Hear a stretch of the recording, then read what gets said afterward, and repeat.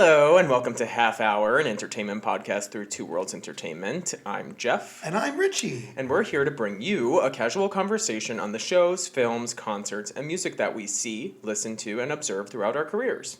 Today's conversation will feature current pop music hits from the second half of June, so you can follow along and listen to the music we are discussing by going to our Instagram and TikTok accounts at Half Hour Podcast and click the link in our bio to save and listen to this curated playlist.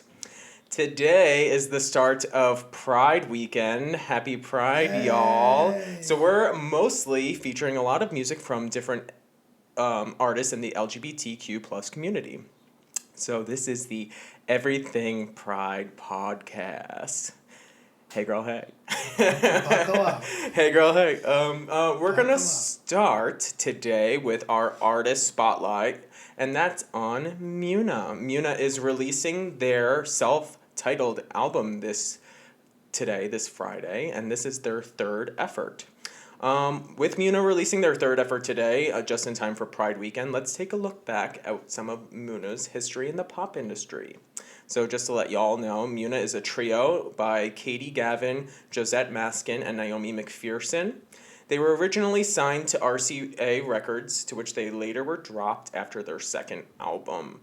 Muna has now signed with Phoebe Bridgers' Satisfactory Records, which is an indie label, and on this label they started with releasing Silk Chiffon that featured Bridgers, and this immediately put them back on the map for me. When you hear a story like this, Richie, what do you think? How do you think artists should immediately sign to the label, or should they go indie first? That's a difficult question for me. I guess the short answer to that would be that I think they should just take whatever opportunity comes their way. Okay. I don't really know I don't know. I just think that you should. I don't really know if there's much of it. I understand the industry. I just think that if an opportunity comes your way, you should take it, regardless of whether it's a label, whether it's indie. Of course, yeah. I think what's interesting right now is they were on this huge record label, RCA, and they put out 2 albums with similar music to this new album that came out today. And it seems that the label didn't want to get behind them on their first 2 efforts, and now that they're on a more like indie side of things, and Phoebe Bridgers even was featured on their first single on this new label, it's like starting to take off. The gay community is getting very behind them, and they're having fun now, it seems, with their music. And it's even funny because this music video has an ode to a famous LGBT cult film. Did you get the reference? Yeah, the Silk Chiffon music video. Yes, for the I'm a Cheerleader movie, which was very, very cool to see that in the music video. I think that was smart. And we had just watched that film recently. Yeah. Which is funny to see it because I was like, oh wait, I'm watching the video and I'm like, this looks similar to something that I already know. And I think the song. What do you think of that song to begin with? I like Silk Chiffon. Out of a lot of them that they've released, that's one of my favorite ones. I really like. I think that's the one with the slow piano start in the beginning. Maybe. Yeah. I really liked that a lot. And it's cute. It's definitely about like love interest between 2 women, or it could be between anyone, which was just nice. And it's nice to see that representation, I think, in the music industry right now. For me, it seems that Muna is taking direction in all the right ways, especially with releasing a album that's featuring a lot of queer anthems. And they also just covered, I think we talked about this recently, but they just covered Britney Spears' Sometimes for the Fire Island film. Yeah, and I feel like that's kind of what's put them on the map a little bit, is something big like that. Yeah. When you, in terms of this group becoming bigger in the pop industry, my thoughts are that, you want your song heard in a movie or heard somewhere famous to kind of gets found. I hear the version of Sometimes in the Fire Island movie and I say, oh, okay, now who are they? And I think a lot of people maybe did that. Maybe, who is this group? And I think that helps them for sure. Well, that's an interesting take on that because that's kind of always what a pop model has been. A lot of like the 90s big pop stars, they started with doing a soundtrack song to a film during that time. Like I'm thinking like Christina Aguilera did Reflection for Mulan. And now seeing and then what happened to her after that? She became this like superstar in the pop industry. She did that and then came out with Genie in a Bottle right after. So it's almost like Muna is like kind of having their restart in the pop space. They're coming out and put out this album with fun bop songs, and they also get on a queer movie that's kind of going mainstream now on covering Britney Spears' Sometimes, which was already a hit. So it's like that repetitive, like, oh, I know that song, and now who are these girls? Right. You know? Which is cool. Yeah. I really like seeing that. And for me, like, I've already been a big fan of Silk Chiffon. I was a fan of Home by Now, and I really like Anything But Me, so I can't wait to really hear this whole album over and over again now that it's finally released. Yeah, for sure. I think it'll be great. So do you like any of these Muna singles, and do you feel like this music is pop enough for you? I like Silk Chiffon, and I like the Sometimes cover. I think they're very cool. Pop enough? I mean, sure. I don't know. There's so many subgenres of pop. That's a broad statement. I feel like, yeah, is it popular? Could it be popular? Sure. If that's what you mean. I don't think I'm going to be singing these songs every day. Yeah. You know, but... Where would you listen to some of these songs? I feel like that's like a... I always like that's judge a question. where I listen to something. The car. You did that for Harry Styles, so, yeah, where would you listen to these songs, Mr. Like Richie? in a movie or in the car. Like, yeah, I don't, yeah. You wouldn't normally put it on. Maybe. That's okay. I think it needs to grow on me a little bit. But I like it. I don't not like it. Yeah, that's good. Do you see Muna having like this thriving pop industry career, or do you kind of just see them staying indie, like cult? I guess it comes down to what their next thing is. If they do a concert, do they keep putting music in movies? Do they release new music? I guess it just comes down to what they do. Yeah. Yeah. I don't know. It's hard because like indie versus pop, like why are those two separate things? You can't have indie pop? You know, I don't know. No, you could, but I'm talking about like mainstream pop. I think like when you hear artists take a sound and make it their own, but they're pop artists, like for example, Beyonce just releasing this new song.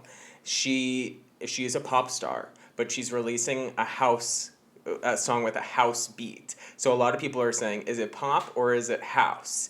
And I'm saying, no, it's pop music influenced by house. Like, so they're pop, but they're making like indie alternative music, but it's like they're already popular. I'm talking about Muna now. So it's like they're just influenced by that indie sound. Right. But I'm wondering if they do cross more into this pop world where people like become huge fans and they go to all their shows and they buy everything that they put out. I'm just wondering if they go that route or they're just more like a jam band. I don't know because I feel like we're leaning more towards like the artist singular lately and versus groups. Yeah. I don't know. We just read the other day that BTS group is all becoming solo now and so it's like everybody's kind of doing their own thing. I feel like groups ebb and flow. I feel like 10 years ago, groups were kind of big, 15 years ago.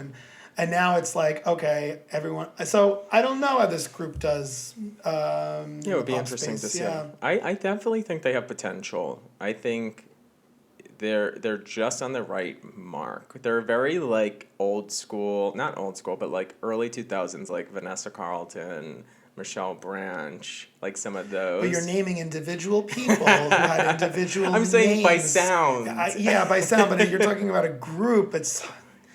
I don't know. We'll see. Yeah. I'm neither here nor there. I guess the word thrive, I don't know if they're necessarily going to thrive. But But they're nice gonna. music to listen I think to. they're gonna have nice success. Can it be chill pop? Can we create our new subcategory and call it chill pop? Because I chill feel pop. like that's chill pop. Chill pop, like lo-fi pop. Yeah, like... All right, like, maybe that's gonna be the next genre. like for soft pop. the next pop. We could have so many versions of pop. Although I think it's gonna have to be house pop because all of these artists are starting to create house music. I'm again. going to create Broadway pop.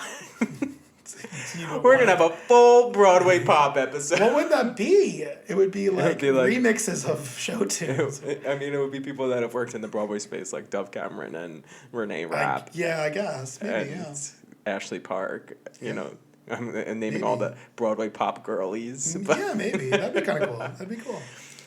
Speaking of pop, let's move over to our genre portion of this. And this Pride episode, we're going to be talking about drag queens in pop music. What's the genre? Drag pop. Drag pop, another subcategory. Drag pop. Now, this is something I've definitely been seeing a lot in the industry right now, and I think we have RuPaul to thank for this, but drag queens making pop music is so big. And I think what's really interesting is, like, I'm starting to see some of these drag stars, like winners, or even if they were just on RuPaul's Drag Race seasons, starting to make music, and it's starting to trend and go viral, which I think is super cool, and I think we have an app like TikTok to thank for that. But you know, RuPaul's been around for so long. I think his Supermodel of the World album came out in like the early 90s, which had, you know, CoverGirl, You Better Work on it. And something that's so interesting for me, and I wanted to bring this up, was like, we've had that song with us for a really long time. I think the first time we've heard it was in that Disney Channel original movie, Life Size, with Tyra Banks and Lindsay Lohan. So I think it's really cool that that song has had so much longevity in the industry, with RuPaul being a drag queen and that song having success, and then it going into RuPaul having RuPaul's Drag Race, and then keep releasing music after each season. And I think RuPaul is someone that's super interesting because Ru keeps up with the trends in pop music. Anytime there's a certain trend, you know, the RuPaul sound is going to have that genre behind it. What do you kind of think about RuPaul and, like, RuPaul's decisions? Who's helping RuPaul with the smart, calculated career in the industry? Do you think that's really coming from the Drag Race culture? Well, RuPaul is a team of people, and I think RuPaul is keeping up. And sometimes we have to remember that RuPaul had a music career long ago and was always invested in that during the drag time of his life long ago, but also wanting the music career. Yeah. And I think music has always been a really important part of RuPaul's life. So I feel that continuing that into his older life and with the show makes sense. I mean, one of the challenges every season on RuPaul is to create an original song or to make a music video to his song or to write a lyric to a new song and create choreography, and it's the show aspect of it. So I think music is a big part of his world and his life, and it will continue to be. Yeah, and I think that's really cool because I feel like we have a lot of those drag superstars coming out of here making music, but also like you said, while they're on the show, they have to record songs. And we've had some big songs come out of the show, especially things like Kitty Girl and Bing Bang Bong and the Frock Destroyers that now tour as groups and things like that, and those have had such an impact in the industry. And I do want to talk about two different artists that are Drag Race alumni, one being Priyanka from Canada's Season 1 Drag Race, who won. Priyanka's making moves in the industry with her single Come Through, which features another Drag Race alumni, Lemon. And what I find really interesting about this song is that Lemon's verse is what has gone viral on TikTok. So now they have a song going viral because there's a TikTok dance happening to it. And this is drag queen music. You know, I always ask you this question about TikTok, but how do you think a platform like TikTok might help take drag queens' music to the next level? Well, I feel like, I'm always going to get you on the TikTok bandwagon. I feel like it's a social media platform, so wherever the music can live. And I think that if it's going to live there and it's going to be successful and people will make silly videos to it or serious videos to it or whatever they're going to do with it, I think TikTok, Instagram, anywhere that you can play this music is going to be important for any artist, not just a drag queen necessarily. I mean, I'm finding for this song with Priyanka, I'm finding a lot of drag queen music to be very like aggressive Okay. and hard and angry and loud and demanding and vocal. Okay. And every time a new drag queen releases a song, it's like, "Arr!" And it's very aggressive. The lyrics are aggressive, the beat is aggressive, and I'm finding that more and more. And I feel like the lightness of when you hear things like Bing Bang Bong and some of that, that's from the show. But I'm talking about the songs that these drag queens put out on their own. They've been very sexual lately, and they've been very like anger. I feel like they're just full of this aggressive anger. I don't know how else to say it. And so I've noticed that more and more. Like when you hear some of these songs. Yeah, I think that's kind of the style that has been influenced in like the club scene for a while now. Like these certain trap beats or like just maybe some hip hop influence beats in there as well. But I think I don't know if necessarily most of the drag queens can actually sing. Yeah, and it does sound like there's a lot of heavy influence on auto-tune and technical elements in these songs too. And if they can't really sing, they probably go more to like talk singing or rapping, which is fine. Yeah, and it's up to you. Where do they want to be? Where do they want this music to go? Like, do they want it in the clubs, people dancing to it? Do they want it leisurely heard on TikTok? Are they making it for TikTok? They might be. Yeah. I think the funny thing that I've watched with Priyanka on TikTok is like that her part didn't go viral, but Lemon's part did go viral. So she's like, I made this whole song and it's Lemon's part that happened. Yeah. But the funny part is like in the music video with Lemon, she's doing this thing with like her hands going like this. Okay, yeah. And that's the part that people Okay. always use and reuse. So it's just a funny thing. Yeah. But yeah, that's good points there. And lastly, Alaska did a song called Girls Night with Stephanie's Child. In Stephanie's Child has Rosé, it has Jan, and their partner, Laguna Blue. So it's another trio. We have the Muna trio in the beginning, and now we have another trio here. This song I think is super fun, and I definitely think it's like a bop. Does this move away from what you were just talking about in terms of... This one does, yeah, and I feel like it's got this girl group sound, very Fifth Harmony-esque feeling to me, and I really like that. That's more of a lighter pop that seems a little more... It's kind of very upbeat and energetic and lighter. Like Bang Bang. Yeah. I like this. Ariana Grande, yeah. This was fun. Yes, it is like that. Yeah, I see that reference. You want to know a fun fact about this song? This music video was filmed the night we went to the Dua Lipa concert at one of the gay bars in New York City called, I think, Motel 23. Okay, yeah. They were doing, I saw Alaska post about it, that to come to the after party at Motel 23 because we're going to be filming the music video, and I didn't think about it at the time because we could have totally went and saw this music video get recorded or been part of the music video. But yeah, I thought that was a for sure fun fact. Yeah.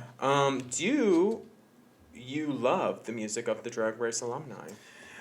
Yes and no. I don't really listen to it. I follow their life journey, and I'd much rather be watching them do stand-up live in a concert or do choreographed numbers live or be appearing on All-Star seasons or going to their drag shows in New York City or Fire Island or P-Town or wherever they go. That, to me, is a lot more enjoyable than, like, sitting and listening to all of their music. Unless it's the Jinx and De La holiday show. Sure. I feel like, I understand there's money in that when they put music out. Mm-hmm. Yes, some of them are legitimate singers and some of them are not. And so I understand that everybody kind of wants to do this regardless of how their voice sounds, because putting music out and getting streams and making money is a way to make money as a performer and entertainer. Of course. But I would say, like, some of it. What I really like the most is the RuPaul songs that are put out. I do like those. I like the way they're written. I like how they feature a lot of them. And I like listening back to the RuPaul seasons. That features music. the queens. Yeah. Yeah, I think we kind of like that maybe a little bit more because we're connected to what's happening. We watch the show. We're part of the process, and then we get to hear the finished product. I think it's a cool thing, and it's actually kind of, I'm thinking about it now, like an ode to what MTV used to do with music videos. when I was growing up, and you were growing up too, but you used to be able to watch the making of the music video. So I feel like in RuPaul, we're watching the making of the song, and you're so connected to it that you finally want to hear it at the end, and then you're like, yes, it's so good. So yeah. What I think what's kind of really cool right now in pop music too is like we've come a very long way with pronouns in the industry today, and we see like a lot of high profile acts like Halsey and Demi Lovato adopting they them, and using same sex pronouns in songs that are played on the radio. I think is super interesting. Lil Nas X, of course, is another example. Dove Cameron, Hayley, Kiyoko, they're all artists that are making music right now with queer themes. They're breaking gender boundaries in mainstream pop, which I think is so cool. Just hearing this, like, how important do you think this is for the LGBTQ plus community right now? I think it's very important. I think music industry can do this for the community. The music industry always has been a really safe space and a groundbreaking outlet for performers and entertainers and people in the industry.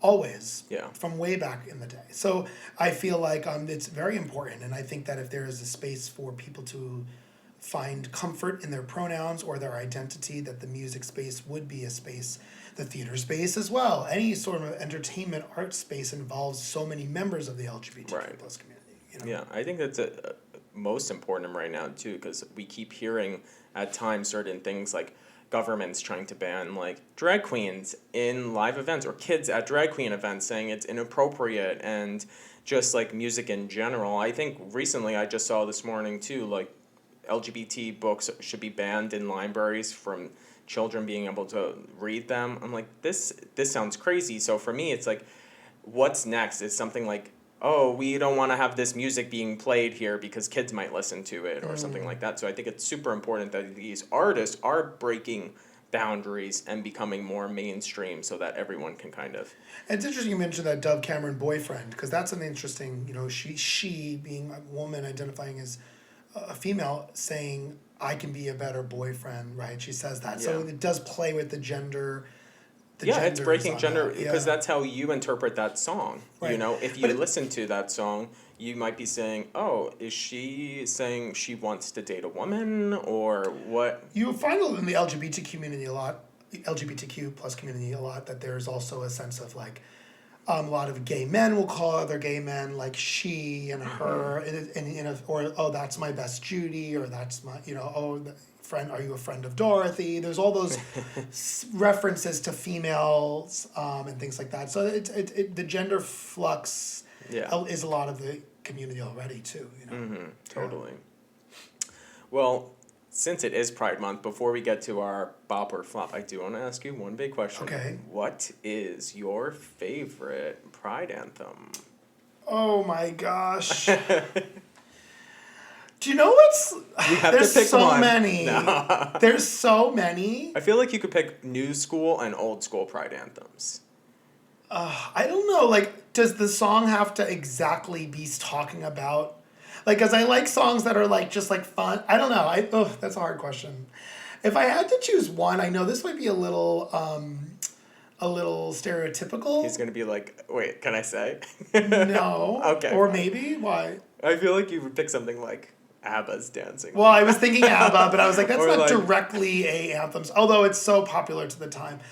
I really think that I'm Coming Out is just such a really great Diana Ross, of right? Of course that's a Pride anthem. And I just think of that, I know it's so stereotypical, but it's like, how did that woman sing that song at that time and you could not think that was about coming out?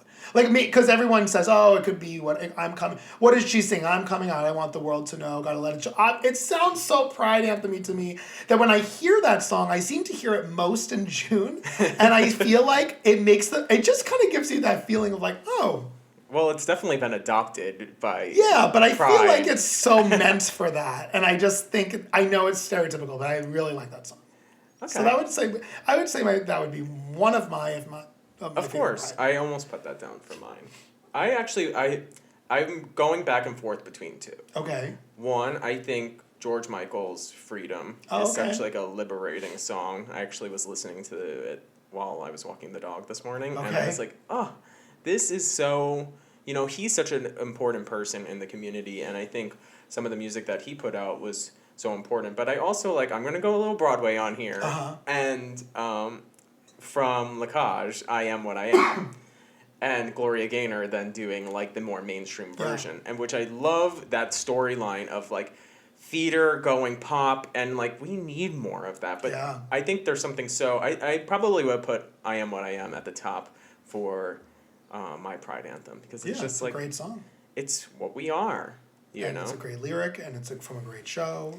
Maybe new school. We don't really get a lot of Pride anthems. We get Born This Way from Lady Gaga. Gonna say I also think You Need to Calm Down from Taylor Swift is kind of becoming Pride anthem-y in what she's saying there. Yeah. But I'm thinking more from LGBTQ plus artists. They're starting to make more of the music that's just everyday music. They're not sitting there making a Pride anthem now. Right. Because they already are the Pride anthem. But it's so interesting because right now we get more pop star things that are becoming more anthems. Like you said, Lady Gaga's Born This Way, or even Katy Perry's Roar is considered a Pride anthem. Or Sarah Bareilles' Brave has been considered really pretty Pride anthem-y too. So you're getting it. I also think you can't forget what the Village People did long ago was so iconic too. Just them in general. They have a song it came up on my playlist recently called Fire Island. They have a song about Fire Island. And I was like, oh, that would have been a cool use of that song in the movie that just came out. But I was like, I listened to the lyrics, I'm like, some of this is still true today of Fire Island. What the references they're making. So I was like, Village People, there we go. They have that Charlie XCX's Boys. Yeah, there's a lot. But it's the pop girlies are making all of these queer themed pop songs, and I'm like, okay, I'm for it. So let's go to the final portion of this podcast. We have our 5 artists. All 5 artists are in the LGBTQ plus community, just so you know. And we're going to get the bop or flop opinion from Mr. Richie. Y'all already know my opinion. I picked the songs, so I know that they're a bop. So, start. You think that they're a bop. It's a bop when I say it's a bop, okay? Anyway. Okay, first one, and we actually watched the music video to this one too recently, and I want to get your opinion on that. But Rina Sawayama's This Hell. Bop. Love it. Obsessed. Love the video. I listened to it multiple times. It might be my favorite bop out of all of these that you put. Okay, well this song. Super bop. Super bop. This one. Baby bop. That was a character from Barney. I don't know why. I literally can't. Okay, so that song. Also, when we were just talking about the whole Pride anthem thing, this could be an anthem. The music video, it's very everything, catchy. It's literally talking about what she sees in the world today with people going against the gay community. So I mean, I love and just living and saying, guess what? We're all going to hell, so come join us. right. I loved it. I really, really loved it, and it's so catchy. So catchy. Yeah. Okay, Vincent Tastes So Good. Bop, love it. Bop. I really like Vincent too, and I really like it. Do you know what's so funny about this song? You probably don't even know this, but it's a commercial. Oh, from what? It's for this soda. Oh, okay. Yeah, that's why it tastes so good. But the video actually features Kesha, it features Hayley, Kiyoko, it features the top 5 from the last season of RuPaul. It's just, I actually find it so interesting because I think what this song is doing is obviously a bop, but what this song is doing is what Britney did for Pepsi. The Pepsi commercial song was so big that they're trying to almost mimic that in a way, and I think it works. Also, Gus Kentworthy was in the video, which was interesting, but... Okay. Okay. Kelechi, Just Another Song. Yeah, bop. I like that. Doesn't this feature Vincent too? Actually, yes, it does. Mm-hmm. It does feature Vincent. I feel like this is Vincent's little, I don't know if best friend or little protege, but so good. You have to watch the music video. Yeah. He is just jumping into the scene here, so let's see where this goes, because I love bop music. Yeah. Bop. Okay, Zava, or Zava, H.O.E. I'm putting it on the flop list. Flop. I didn't like it. Oh, I shouldn't say I didn't like it. I mean, I liked it, but I can't hear the lyrics. I'm sorry. When you're making I'm gonna judge a song based on if I can even hear you. Okay. When the bass and the instrumental is so loud and I can barely hear what they're saying, halfway through I'm like, I'm done. I don't know what you're saying.